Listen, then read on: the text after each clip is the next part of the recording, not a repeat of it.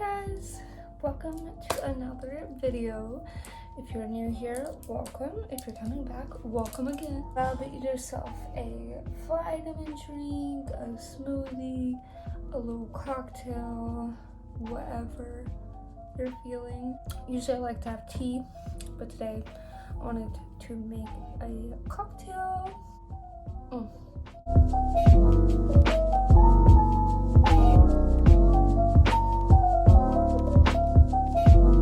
5 tips for first-time managers.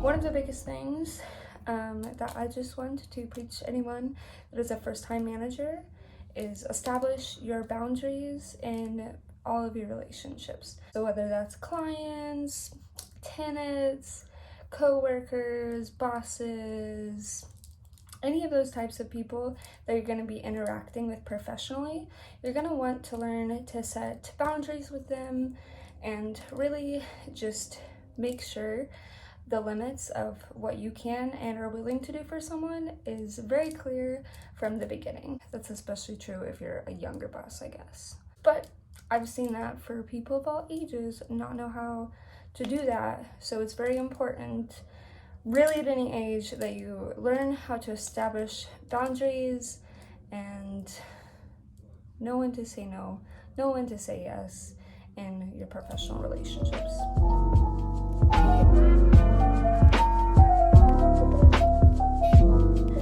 Tip number 2 is be organized.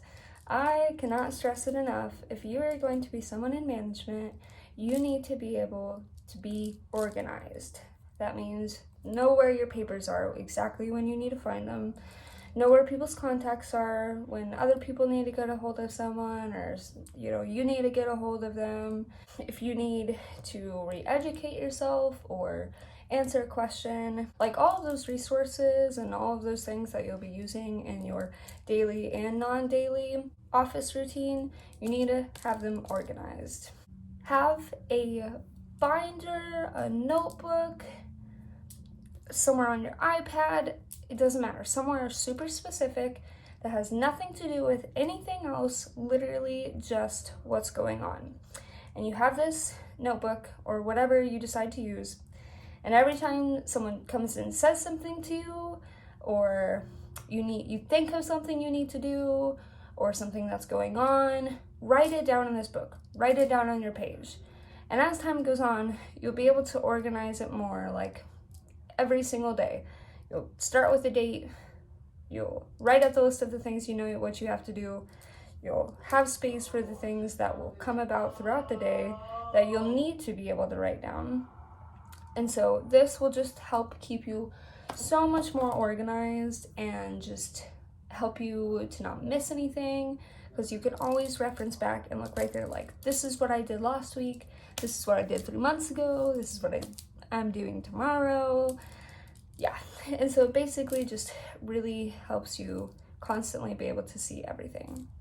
And also, if you can't remember if you did something and they're asking you, you can reference right back to that book and you can actually show them literally, or you can, just know for a fact that, you had it on there, so this is what happened. That is also a priority, because if your staff sees you're organized, if your clients, tenants, again, anybody in your professional relationships sees that you're organized, it is going to make them feel more confident in trusting you, because they don't think that you're going to be scatterbrained and, might lose their papers or whatnot. You don't even have to be really on top of it all the time, but if you're organized, it's definitely going to help make you feel and make you look more on top of it than if you're not organized.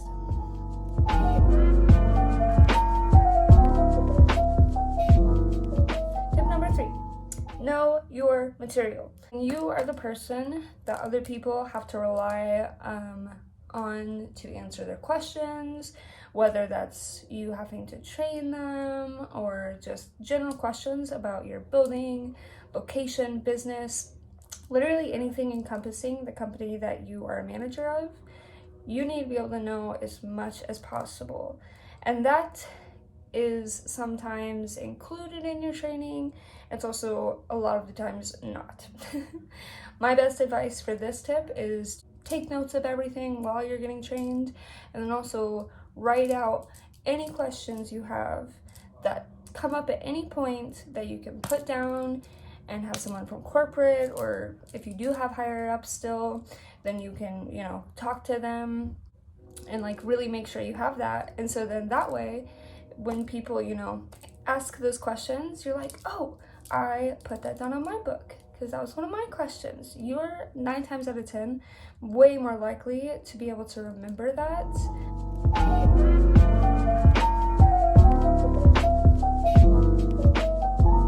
Tip number 4, don't spend your lunches with employees, tenants, clients, co-workers, none of it.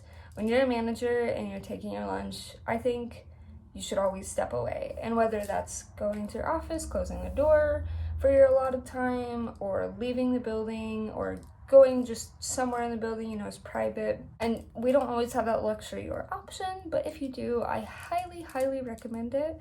Just like for your little bit of time that you do have away from your desk, or just having to help people 24/7, you can recharge, you can kind of, have a moment to reset, and that way you can go back in and finish the rest of your day a lot more calm, a lot more level-headed. If anything happened in the morning, that really kind of helps to push you into a much better afternoon.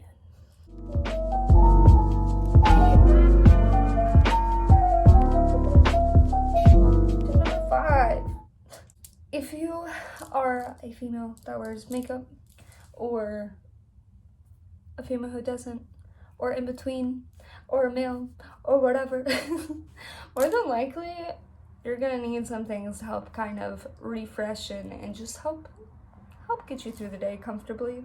I highly recommend having a drawer that is full of just things that are gonna, like a comfort drawer is what I call it. So if that's gonna have snacks, water bottles, outlets if you need to like freshen up, you know what I mean? Like some deodorant, toothbrush, like all those little things, that can just make your day go a little bit better, especially if something happens, like if your pants rip, if you have a little sewing kit in there, just little things that are gonna help set you up to have a much better day, a much better week, because if you're in management, more than likely, you're probably gonna be there Monday through Friday. Okay, I actually had to come back with one more. This is 2022.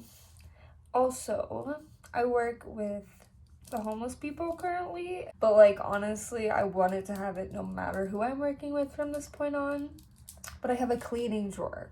So I have a drawer that has gloves, bags, disinfectant wipes, disinfectant spray, air freshener, hand sanitizer refill. But when you do deal with a lot of people all day long, you want to keep yourself safe and you want to keep others safe, so you want to make sure your area is clean.